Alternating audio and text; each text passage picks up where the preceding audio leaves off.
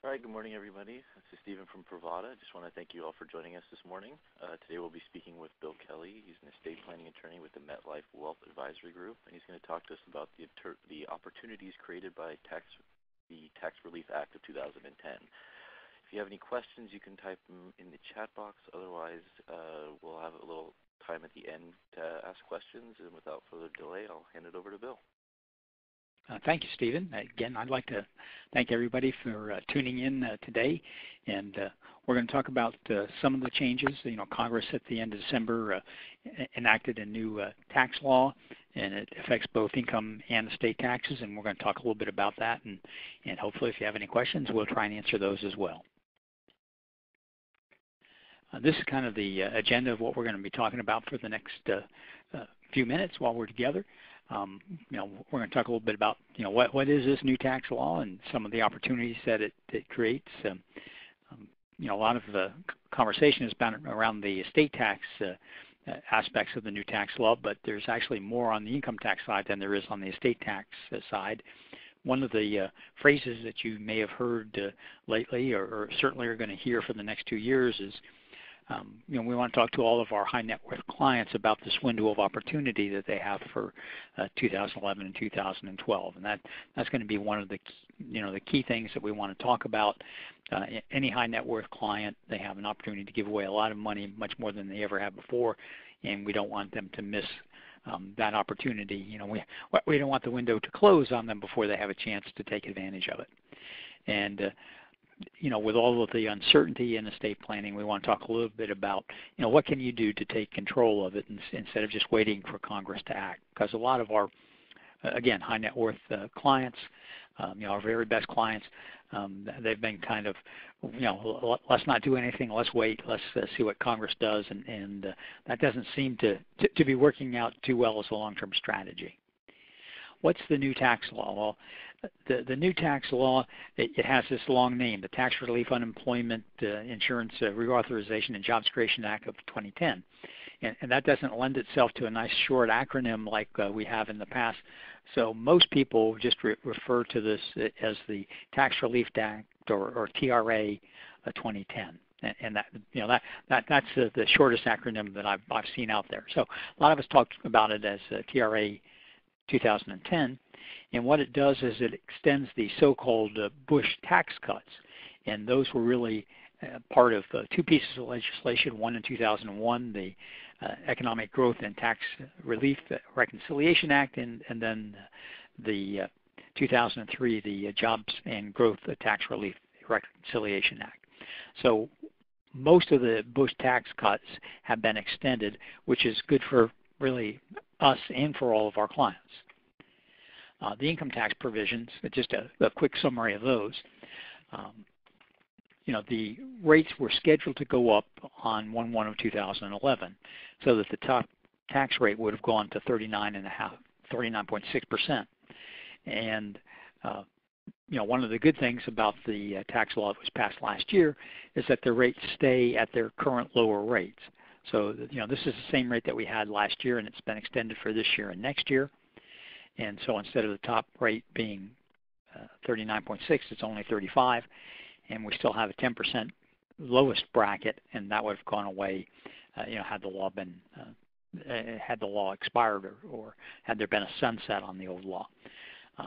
For those folks in the workforce that have been unemployed for a substantial amount of time, their unemployment benefits were extended for up to another 13 months. And again, this applies to all of us. The employee's portion of the Social Security taxes have been reduced from 6.2 to 4.2. So that's 2% reduction in your Social Security taxes for this year. So more money in everybody's pocket. Continuing with the good news on the income tax front, the capital gains rate was scheduled to go up to 20%, but once again, it's going to stay lower at 15%, same as it was last year, 15% for another 2 years. So another good thing for us and for our clients. The personal exemptions and itemized deductions, they've been extended for everybody.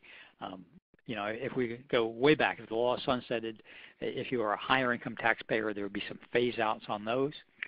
And for those, who are 70 and a half and older and want to make a large lump sum contribution to charity, at least in 2011, they'll be able to take up to $100,000 out of their IRA and contribute it directly to a public charity without them having to worry about any income tax ramifications.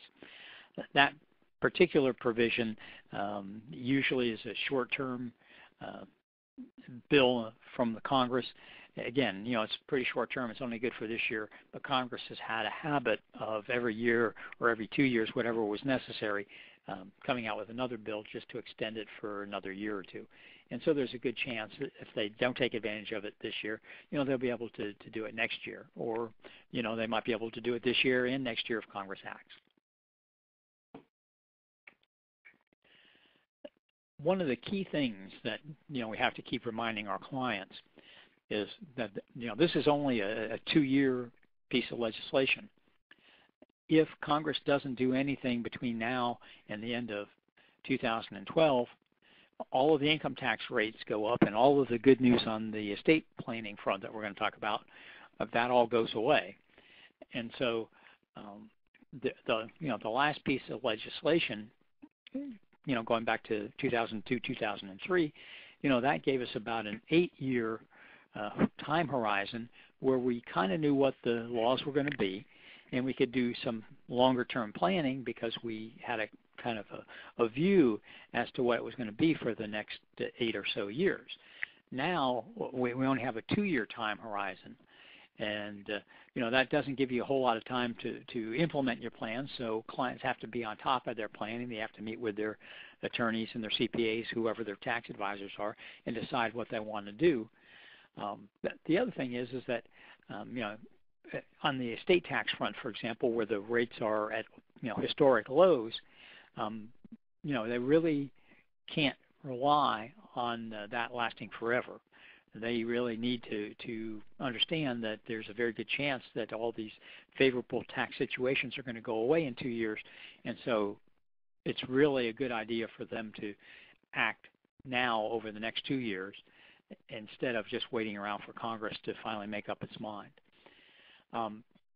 There's a lot of press, in the media. There's a lot of conversation about Obamacare, and certainly a lot of Republicans want to repeal what they refer to as Obamacare. There's some healthcare surtaxes that we're going to talk about in a little bit more detail that become effective in 2013. While I'm going to talk about them when we get to the slide, I think it's fair to say, the Republicans had a pretty impressive victory this last fall, and some of these healthcare surtaxes may not become law, just depending on how successful they are in modifying what goes on with the new healthcare law. In 2011, where we still have these same low tax rates, you have an individual, very high income, $1 million, $700,000 in wages, $300,000 in dividends. Well, the $300,000 in dividends are going to be taxed at a 15% bracket, just like capital gains. And the income tax is going to be about $260,000. So even though they're in the highest tax bracket, because tax rates are graduated and because the tax rate is only 15% on $300,000 of that income, their tax is $260,000, and the net income is $739,000, and so about a 26% average tax, if you will. Marginal, be 35, top tax rate, but on the average it's about 26%. If we look out to 2013, if we assume that there's an additional Medicaid withholding, if there's a health care surtax on investment income, if we assume that those two survive in Congress, and the income tax rates go to a maximum of 39.6, and the tax rate on dividends also goes to 39.6, well, the taxes go from about $260,000 to $308,000, about a $49,000 increase. Even if you just look at a higher tax rate on the dividends and a higher tax rate on the wage income, you're still talking about an extra $40,000 in taxes. And so taxes could go up very substantially in 2013 if Congress doesn't act, if Congress doesn't do anything. The income tax news is good, even though it only lasts for 2 years. It's still very good news for those 2 years.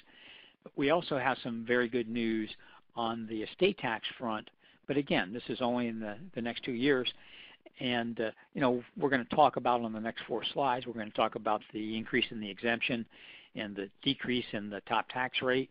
And we're going to talk about, one of the really kind of amazing things that came out in the new tax law is the reunification of the estate and gift tax. And we're going to talk about the portability of the exemption. And those are the main, pieces of good news on the estate tax front. The exemption had been kind of growing, from the early 2000s from, 600,000 up to 1 million, and then eventually, to 2 and eventually to 3.5 million. And, a lot of folks thought that if Congress did anything last year, that they would extend that 3.5 million. And so it was really a pretty huge shock to most of us that Congress ended up in their compromise at 5 million. So 5 million, if the highest it had ever been before was in 2009 at 3.5 million, now it's up at 5 million. This is a historic high. And so a married couple could pass as much as 10 million to their kids and their grandkids without paying any estate tax. So that's, a tremendous difference between the early 2000s when it would only have been 2 million. Now we're already up to 10 million. And even that 5 million per individual or 10 million for a couple, that gets indexed for inflation next year. Since it's only a 2-year law, we may only have indexing for that 2-year period. Also, the top tax rate has gone down. Again, in the early 2000s, the top tax rate was 55%, and it graded off, almost at 1% a year. Certainly in the later years, it was grading off at 1% a year, all the way down to 45%. So in 2009, it had gone from 55 to 45. And again, I think most of us thought if Congress did anything, they would extend that 45% top tax rate, for at least the next several years, maybe longer. And again, it was pretty much shock, unexpected that the rate is, cut all the way back to 35%. The state tax has been around since 1916, and this is by far the lowest it has ever been. So 35%, is a good deal for our wealthiest clients. But again, this is only good for 2 years. But in the next 2 years, an individual client could give away as much as $5 million. Husband and wife could give away as much as $10 million in the next 2 years. And again, that's 5 times what it used to be. The highest the gift tax exclusion had ever been was $1 million. The estate tax had crept up, creeping up year to year from $1 million to up to $3.5 million. But the gift tax exclusion had always stayed at just $1 million. And so now, since they've been reunified, which is, we have the same exemption for estate tax as we do for gift tax, and that hadn't been true for, all of the 2000s, 2001 through 2010, they hadn't been reunified. Now they're the same at 5 million. Before they would be, 1 million gift, 2 million estate, or 1 million gift, 3.5 million estate. Now they're the same, and so individuals can give away 5 million. Husband and wife can give away up to 10 million.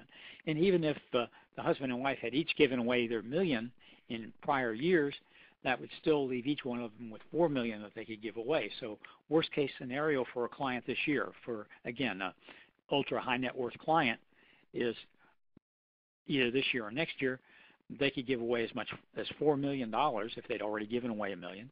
Or in a couple, and they've already given away $1 million each, they could give away as much as $8 million, which is a tremendous planning opportunity.